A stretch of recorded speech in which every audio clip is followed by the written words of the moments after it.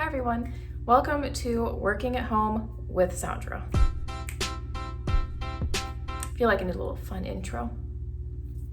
I'm sure this is far from my last video talking about working from home or doing online schooling from home. So if you want to see more videos like this video, leave a comment and let me know that you'd like to see more or what you'd specifically like to see, and go hit that subscribe button for more videos with Sondra. So today I want to talk about how I created a defined work from home space and soon to be schooling online space in my apartment. Due to COVID, I have been working from home since March of 2020, and we were just extended to be working from home through to January of 2021. And my full-time graduate program starts the first week of September and is currently going to be online through the end of the semester in December. They have not yet announced for what the spring semester is going to look like starting in January. So for the foreseeable future, I will be doing everything from the 600 square feet that are mine here. I will be working full-time from home. I will be doing a full-time online graduate program. I will also be doing all of my embroidery commissioning here, and I will now be doing a YouTube channel, all within the same space and not leaving it all that often. I'm going to be separating this video out a bit into 3 different sections. I have my computer here with some of my notes just to be sure that I get you guys all of the information that I had already planned out to give you. So the 3 sections that we are going to be having, I want to talk more about building a defined workspace. I'm going to talk about the tools that I have and where I got them from, because there's a couple different places I was able to get tools for all of this. And also I'm going to be talking about how I balance working and living all in the same space. First, I'm going to start with building out a defined workspace. So for me right now, it is a working from home space. And as I said, in the next week, it's going to also be an online schooling space. So throughout my time of working remote, back to March, at that point, I was transitioning out of living in my parents' house. I also was living in my boyfriend's place, and then in June I just moved into my own apartment. So I've kind of modified how my work from home space has looked throughout this entire time. After moving into this apartment, I knew that I really wanted to create and build out a work from home space, not only for the comfort of not being hunched over in bed or on the couch. I also just wanted a place that was going to be more productive for myself and more comfortable for myself. Working and living in the same space can be really hard, so I definitely think having this defined space was really helpful. But I do want to make a note, when I was living at home and also during my undergrad time, that was a time where I was doing everything within the same bedroom.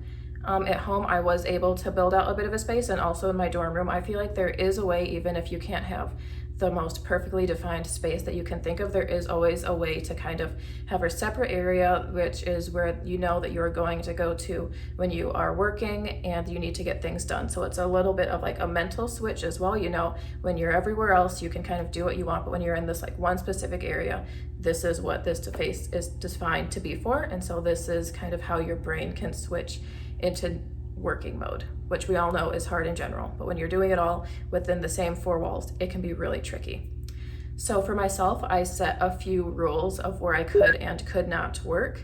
For example, since I do have defined spaces in my apartment, I do have a living room, a dining room, and a bedroom. I told myself that I can no longer work in my bedroom. There's no option. I'm trying to make it so that my bedroom is a space that I sleep in. Living at home and also previously in the dorms, it was a space where you kind of did everything in. So I'm trying to retrain my brain now that that is a space that is solely for sleeping in. So I try to really, as soon as I'm up in the morning and ready, I'm no longer in that room. So first, I have my bedroom is completely off limits. And second, I do not allow myself to work on the couch. The couch is reserved for non-work related activities, as I like to call it in this video. Also, it's where I go if I'm taking a break from working. I can move from one space and I will go to the couch or the living room then. But other than that, I try to not do any paid work in my living room space. So I try to keep all of my specific full-time work from home work either at my kitchen table or at my kitchen bar. I have a nice raised counter. I don't know that I always say a kitchen table is your best bet, but being that my space is smaller, I didn't have a great space that I wanted to put a desk in, and I also didn't want to pay for a desk. So since I do live alone and I have a kitchen table and I honestly don't use it often, I figured why not use that space for something that I would actually be able to use it for every day. So those are the areas that I work in, and I'll show you a bit how I make those spaces work for myself later in this video. But I work in one of those two spaces, and I've actually found that I work standing at the bar probably 95% of the time. I think there's been a couple of days where I've actually sat to work, and there has been a few days that I have been on the couch, but I'm really trying to limit that time, and I've recently been able to transition fully to working in one of my two other spaces that I have defined to be actual workspaces. So I feel like that has really helped myself with building out a schedule and knowing that this is my time for working. And then when I go into one of those two spaces, that is all that I am doing in that area. I'm doing nothing other than currently my full-time job, and then soon that's also the main spaces I'm going to be doing schoolwork in. For my class structure, I will be taking 4 classes. One of them is going to be going with my field placement, so that's gonna, at this point, should mostly be online whenever I can get to it. I have another class that's like was already an online structure, so it'll be a bit more flexible in timing. But I do have 2 classes that were supposed to be in person, and those are gonna have structured Zoom time calls. So at those times, I will be working over in my defined working from home space, trying to just keep like the mental, this is where I work and this is where I live, all within my space. So that is kind of how I have worked through trying to figure out a space in my apartment now that works simply for working. When I was living with my boyfriend, that would be leaving from the bedroom and just going and sitting at the island in the kitchen was my best space to being able to work in. I also spend a lot of time working outside when it's not super hot. Since we did go through the spring at that point, I'm in Michigan, right now it's a little bit hot, but when it wasn't as hot outside, I would transition and have outside being my workspace, which I really liked, and I'm very excited for fall to be able to work outside a little bit more. But other than that, here right now, I work either at the bar or at the table. Second, I'm going to be talking about the tools that I use working from home. To start, I do want to say that if you are working from home in a capacity where you did have a home office or you do have an IT department that you can reach out to, I started by reaching out to my IT department. I was trying to not pay for things myself, which didn't end up working out, but I wanted to check with them first before I purchased anything. So the things that I was looking for was like another monitor. I have a work laptop from them, but I really had wanted another external monitor, which I haven't gotten yet. And I was also looking for a keyboard, a mouse, and a headset. I was doing a lot of phone calls, and it kind of depends on the time I'm working in. And when you're wearing earbuds all day, those can really start to irritate your ears. And since we have a call center, I had asked about headphones, and then just any other tools that they had. So at the time, they didn't really have much, but they did have some headphones, which I'll show you guys later, that I'm borrowing from work. They were able to drop it off at my house, and those will eventually be returned to work whenever we are back there. Other than that, I bought a few items on my own. I just went to Amazon because I wanted them quickly. I bought a Bluetooth keyboard and mouse. Let me see. I have it pulled up so I can let you know which ones I have. I wasn't really looking for great quality, seeing as it was coming out of my own pocket, and I don't know how long this will last, but I feel like they're decent pieces. So I got this keyboard. I had already had a mouse, but it came with the mouse, so I just got it as the set. It is the Logitech MK270 wireless keyboard and mouse combo. I got them both from Amazon. It was $24.99. I will link everything down below. I also had this fun mouse pad made when I went to college the first time back in 2013. So I feel like a work from home space definitely needs a custom mouse pad. When else are you gonna use something like that? The headphones that I had got from work, so I did not pay for these myself, are the Jabra Evolve 65 UC wireless headset. So they look like this. Like I said, we do have a call center where I work, so I'm pretty sure, like, they seem like a pretty decent headphone with microphone. It does come with a cord, but you can also plug it into your computer and use it Bluetooth, which has really saved my ears when I am on long phone calls. It comes with this little dock, which is nice when you're going to put it away, and it just plugs right in to here. So I really like these. I'll link them below. I found them on Amazon for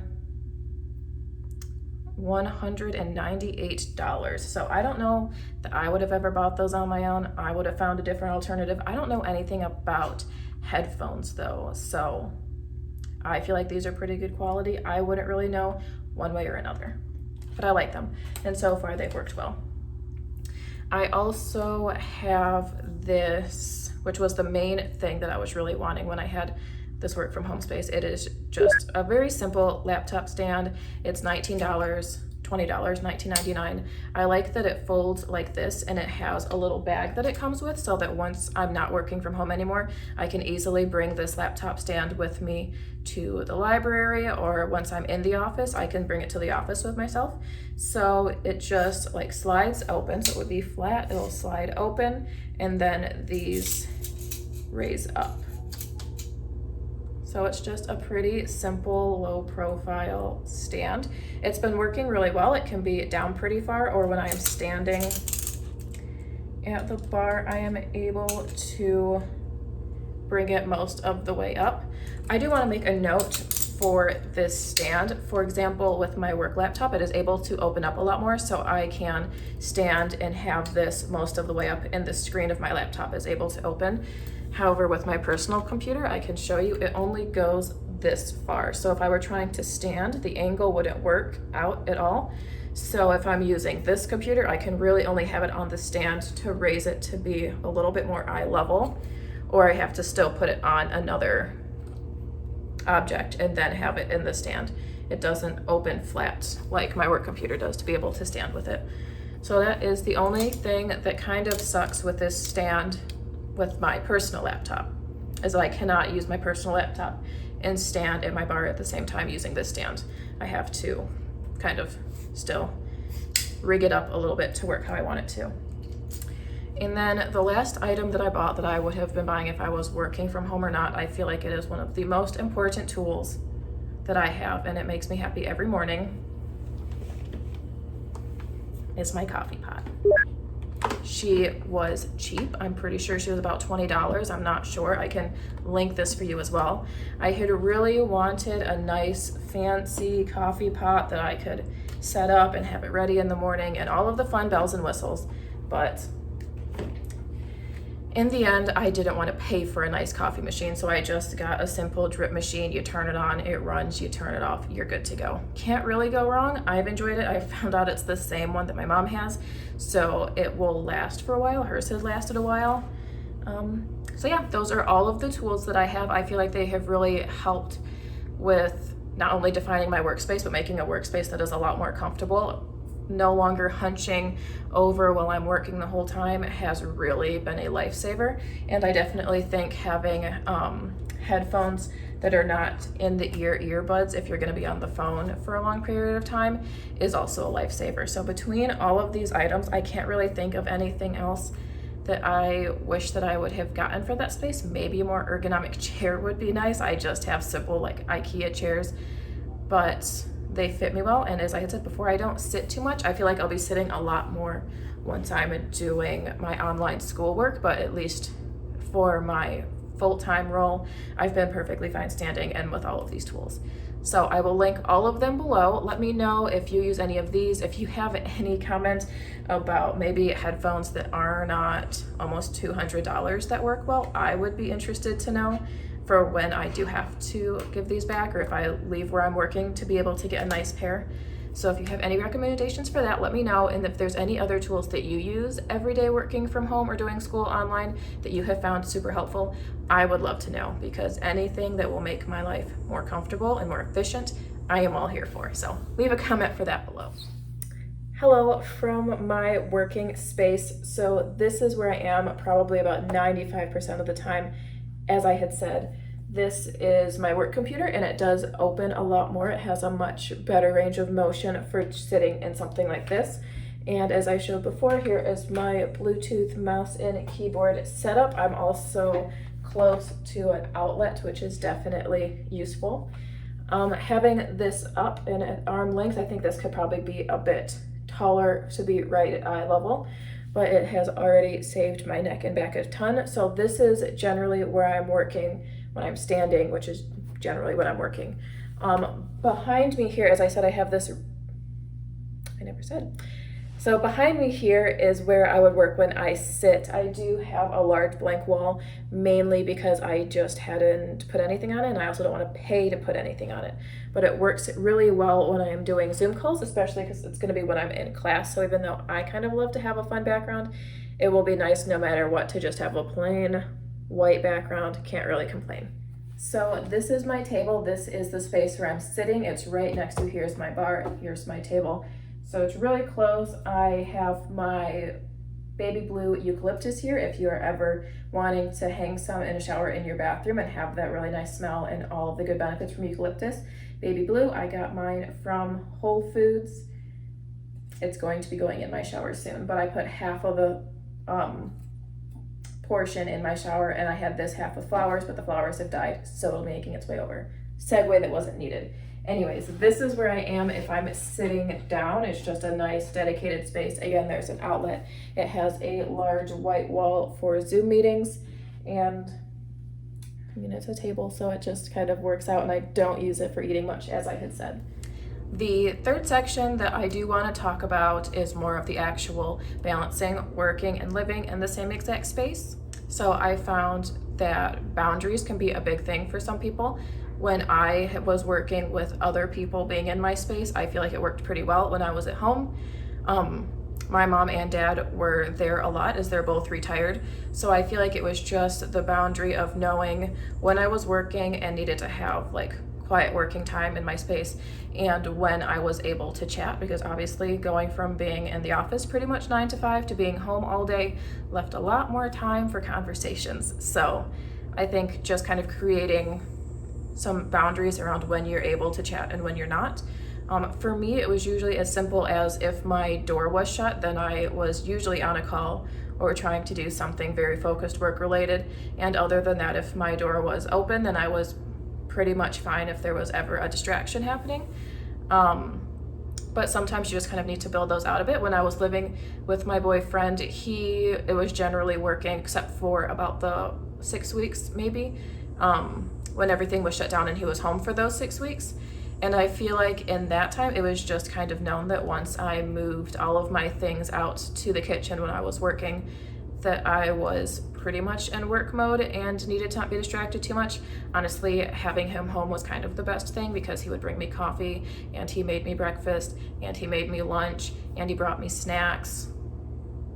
So that was not a bad time at all, and I kind of miss it a little. Anyways. But also when I did have calls that I needed to focus on, I would generally at that point move to the bedroom and shut the door. Is just a general, I can't have background sounds happening here. So I think building out some boundaries is definitely needed if you're gonna have other people in your space. I feel like now transitioning to living alone, it's a little bit more of building routines because it's not like there's anybody there to potentially be like, why are you doing X, Y, and Z? Are you supposed to be working? So now it definitely has just been kind of building my own routine, being here pretty much during the week, mostly by myself.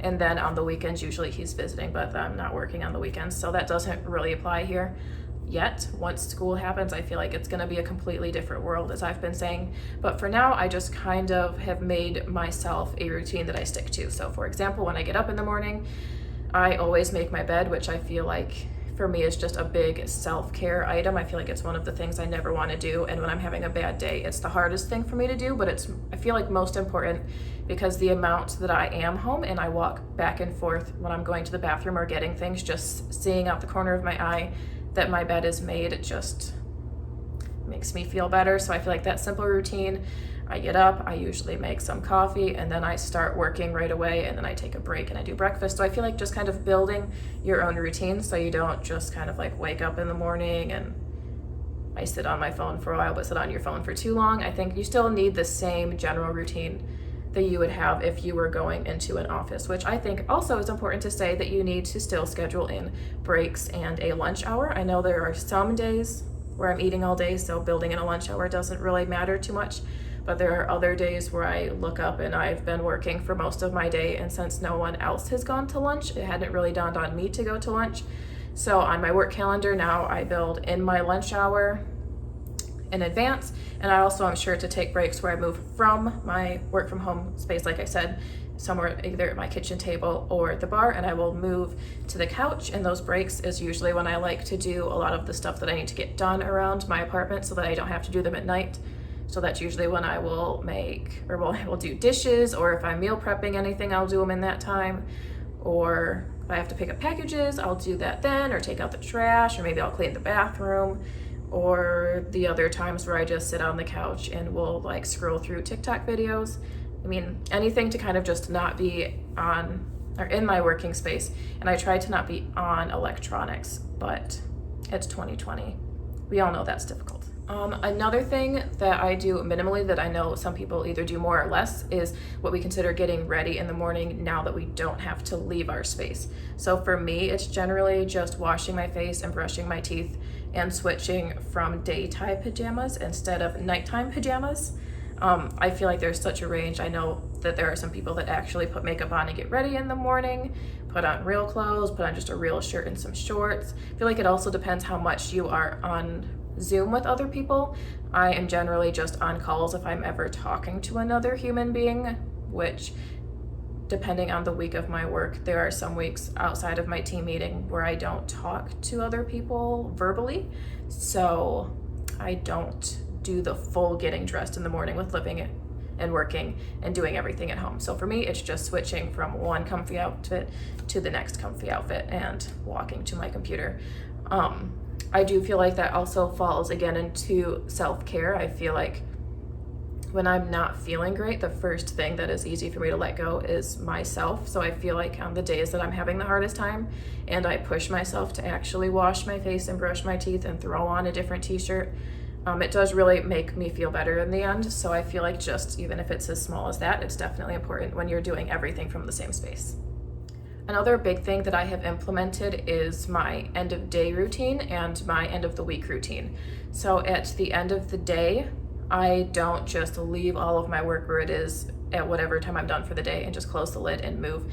I physically move it to a different area. So Monday through Friday, Monday through Thursday, it generally will stay on the bar, but I'm sure to close everything, I will condense it into a pile and I'll move it to the far end of the bar so that once I'm clocked out for the day, it is visually moved to a different direction. On weekends, I take it kind of another step because I just want to actually be able to remove myself from working when I'm able to. So on weekends, I will close up all of my stuff and physically move it to another area in my dining room to fully have it out of my line of sight when I'm in the kitchen. I've also on my phone kind of moved my apps around a little bit. I've created a full nother screen for work apps so that when I'm scrolling on my general social media screens, I don't see anything work related. I created a third screen for everything there. Notifications off from popping up on my screen, especially when I am working and living in the same exact space.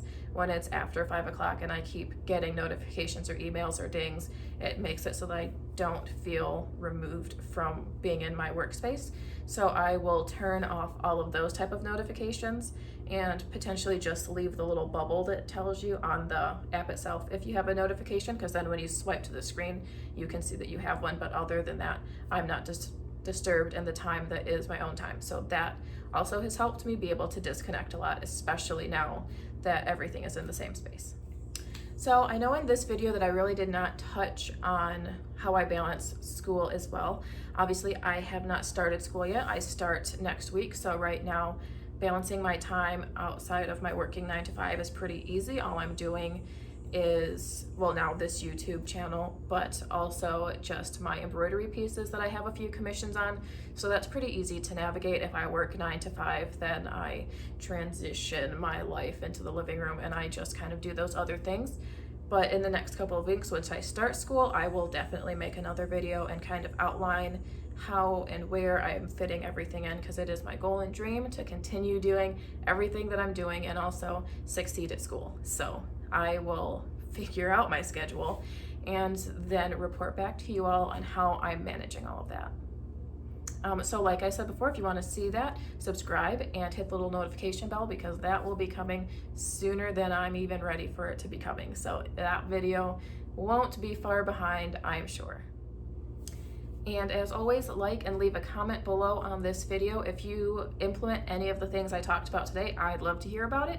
If you have other things that you do in your working from home or doing school from home, or a mix of both, whatever it is, I would love to hear what you do, because if there's anything that I could implement, I would love to try new things to better balance my space. If you have any questions or video ideas, also leave those down below. I'd love to just chat with you guys. Living from home and working from home, I'd love to have conversations outside of my own head. So definitely go down in the comments and chat with me for a bit. I would also love to see what your dedicated working from home space looks like. I am also on Instagram with Sondra. So if you would like to post a picture of your work from home space, so tag me with Sondra or use the hashtag remote with Sondra. And I would love to see what your workspace looks like. I will post a picture of my workspace. It is not aesthetic in any way. It's not pretty, but it gets the job done. So I will see you guys in the next video. Bye.